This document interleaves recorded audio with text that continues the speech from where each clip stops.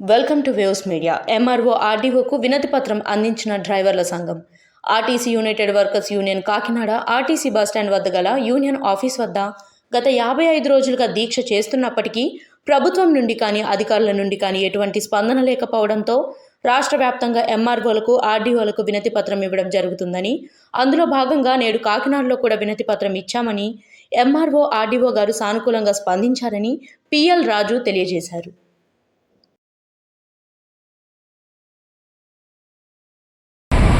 రోజుల నుంచి నిరసన కార్యక్రమాలు 55 రోజులుగా రిలే దీక్షలు కూడా చేపట్టడం జరిగింది.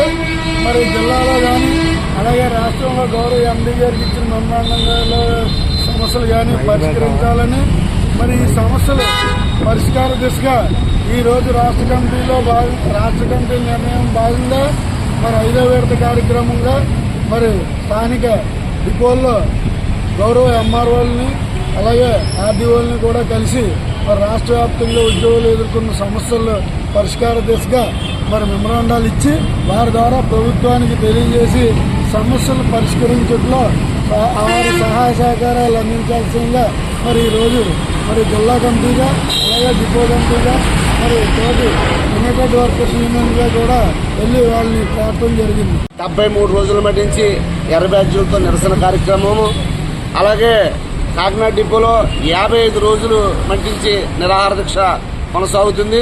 దీని మీద నేషనల్ మజ్దూర్ వారు స్టేట్ కమిటీ పిలుపు మేరకు పలు దఫాలుగా 5వ దఫాలుగా 129 డిపోల్లో కూడా ఏదైతే డిపోలో ఉన్న సమస్యల మీద 129 డిపోలో కూడా మెమోరాండాలు ఇవ్వడం జరిగింది.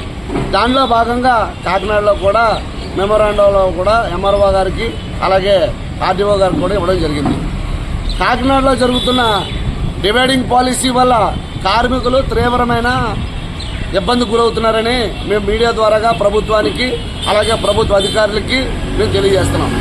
73 రోజుల నుంచి ఈ 55 రోజుల మంది నిరాహార దీక్ష కాకినాడ జిల్లా చరిత్రలో ఎప్పుడు కనీ వినదని కార్యక్రమం ఇవాళ నేషనల్ మజ్దూర్ యూనియన్